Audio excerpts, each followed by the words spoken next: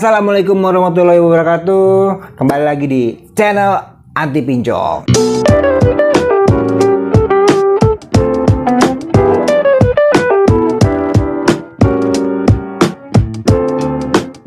Oke, thank you. Sebelumnya udah klik di channel gue. Perkenalkan, nama gue Ale Tamaela.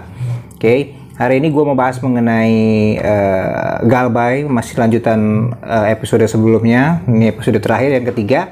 Oke, kita akan bahas mengenai sebar data.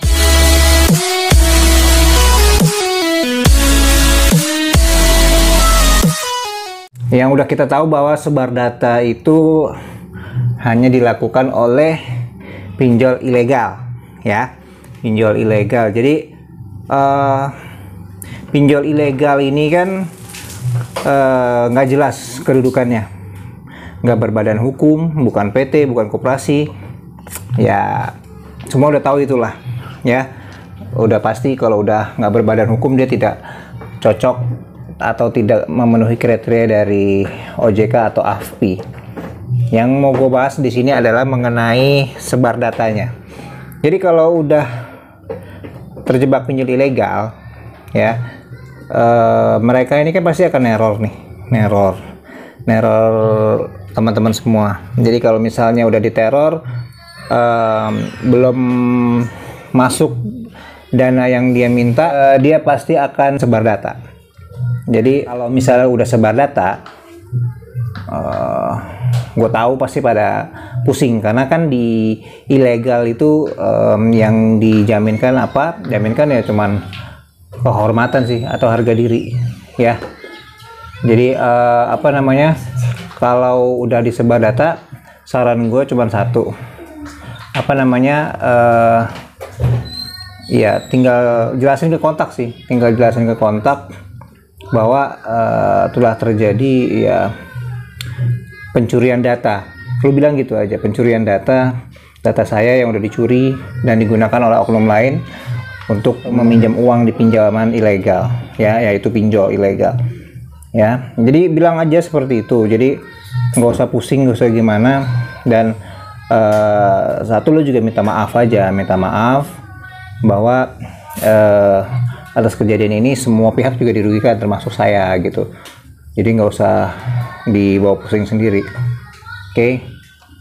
Terus apa namanya, kalau udah disebar data gitu kan, otomatis kontak-kontak yang terkena imbasnya dia bakalan apa istilahnya, komplain kemana kita pastinya, ya, komplain. Jadi kalau misalnya komplain, ya udah lu tinggal jelasin aja, ya minta maaf nih, gue sebenarnya juga kaget ada tiba-tiba ada duit masuk, ya, tiba-tiba apa namanya, data gue nggak pernah minjem kok, ada apa namanya data nama gue, terus gue tiba-tiba ditagih. Ya bilang aja apa adanya seperti itu gitu. Tapi kalau emang sengaja lu nya minjem terus memang keadaannya jadi akhirnya lo nggak bisa bayar, ya udah, ya lo bilang seperti itu aja, ya. Karena memang apa ya, saya salah, saya tidak cek lagi bahwa pinjaman itu adalah pinjaman ilegal, ya. Pinjaman ilegal biasanya cuman apa 7 hari apanya jatuh temponya. Jadi kalau misalnya dia tulisnya 170 hari, 190 hari atau 30 hari, itu bullshit semua, itu bohong. Yang benar adalah 7 hari. Dan apa namanya, sebelum 7 hari, hari ketiga atau keempat biasanya udah ditagih. Kalau nggak dibayar hari itu juga bakalan disebar data lo. Ya kayak begitu, ilegal emang semau maunya. Jadi karena tidak jelas dan dia juga tidak punya kekuatan untuk menagih, ya. Jadi ya mereka melakukan sebar data, ya. Sebar data udah pernah ya? Atau ada yang belum pernah ngerasain sebar data? Sebar data tuh udah kacau lah isinya pokoknya. Isinya ya udah semau maunya dia lah. Dia mau nulis apa? Mau nulis lo sebagai maling atau pencuri uang atau membawa lari uang perusahaan, atau ada lagi yang lebih parah lagi itu sampai edit Jadi ada foto porno gitu ya, adegan suami istri lah, akhirnya diganti, lupa lagi pegang foto KTP, terus sebelahnya ada gambar orang cewek atau cowok telanjang lah, kurang lebih kayak gitu. Itu yang paling parah ya. Jadi kesannya kita lagi istilah sekarang tuh open BO ya. Jadi menurut gua kalau sebar data begitu ya udah pasti dia itu udah menyalahin aturan sama sekali lah. Emang koridor-koridor hukum mereka tabrak demi untuk mendapatkan uang mereka kembali, padahal uangnya juga uang yang nggak jelas ya, yang nggak jelas dalam artian dikembalikannya lebih dari yang dia transfer gitu. Makanya udah selalu gue bilang dan akan selalu gue ingatkan, ilegal nggak usah dibayar ya, ilegal jangan lu bayar. Karena apa?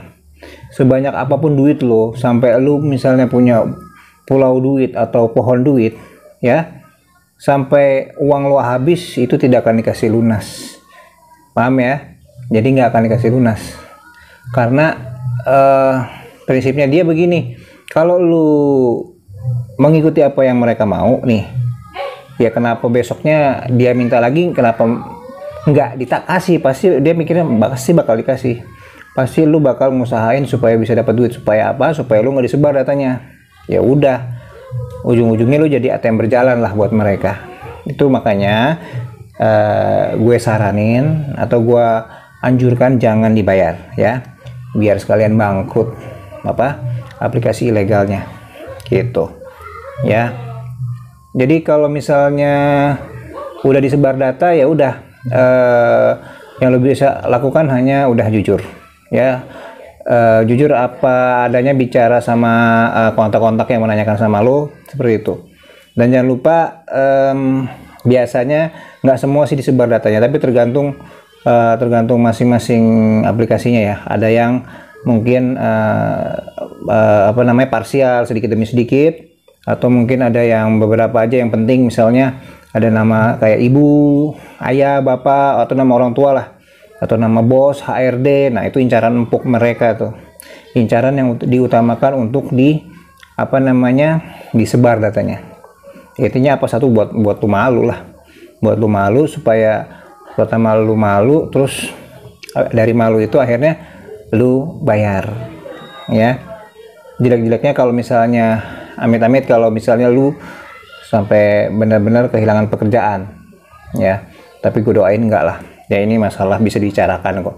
Yang namanya kriminal yang nagih ya, gue rasa semua juga kalau tahu bakalan setuju kalau melihat posisi lo sekarang ya. Oke, tapi gini, kalau misalnya suatu hari lo udah beres masalah pinjol lo, gue harap lo jangan jangan pinjol lagi, tobat udah ya. Atau udah cukup, ini pengalaman pahit pertama dan terakhir. Jadi lu udah ada pengalaman hidup yang istilahnya bisa lu share, tapi lu jangan menyarankan orang untuk pinjol lagi, karena nggak enak rasanya. Karena kan kalau sebar data gini, yang diserang tuh psikis sama mental orang ya. Lu disebar, diteror ya, tiap hari mungkin sampai malam, sampai tengah malam diteleponin, ditagih. Itu kan orang bisa stres ya enggak? Beda kalau misalnya yang diteror fisik, misalnya dia teror fisik datang ya, anggaplah datang ketemuan terus baku pukul ya, paling cuman biru-biru, dikasih obat-obat merah sedikit, 2-3 hari sembuh. Tetapi kalau misalnya yang dihantam psikis dan mental, itu seminggu juga belum tentu hilang itu traumanya. Jadi makanya saran gua, kalau lu udah terlanjur disebar datanya dan lu harus bingung bagaimana, lu dengerin atau nonton video ini aja. Insyaallah gue bakal temenin lu, gue bakal bantuin lu sampai lu move on ya. Nggak pakai biaya, gratis, karena gue bener-bener pengen bantu gitu loh, bantu untuk nyemangatin ya. Terus juga kalau lu bingung mau hubungin siapa, lu bisa WhatsApp gua ya, telepon gua juga boleh. Nah, DM di Instagram gua nanti nih di sini nih ya, atau WhatsApp ya. Nanti WhatsApp tuh linknya ada di apa deskripsi YouTube gue juga ada, di bio Instagram gue juga ada. Pokoknya gampang lah aksesnya. Lo DM insya Allah juga gue balas.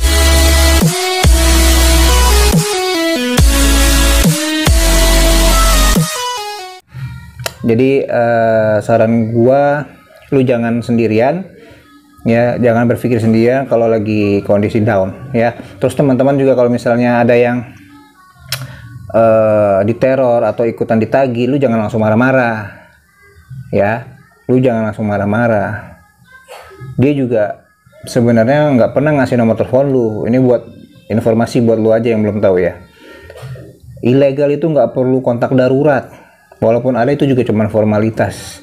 Yang sebenarnya dia sudah sedot itu data lu, data kontak lu itu dari awal saat lu klik SMS atau WhatsApp yang dia kirim atau lewat aplikasi. Saat lu izinkan akses ke beberapa kayak kontak, foto, terus ya kurang lebih seperti itu, dia udah ambil waktu di awal. Jadi gitu. Jadi nggak mungkin lu bisa menghindar kalau dia udah kirim penagihan itu ke kontak lo, gitu ya. Jadi saran gue jangan putus asa, semangat terus ya. Kalau bingung-bingung nonton aja channel gue terus ya, diulang-ulang juga nggak apa-apa supaya lu ngerti maksud gue ngomong seperti ini apa ya, nanti juga lu paham. Oke, semangat terus. Kalau gitu gua izin pamit dulu. Kita jumpa lagi di video-video selanjutnya, makin banyak lagi mengenai pinjol dan informasi terbaru lainnya. Oke, gua pamit. Gua Ali Tamela. Assalamualaikum warahmatullahi wabarakatuh. Salam anti pinjol.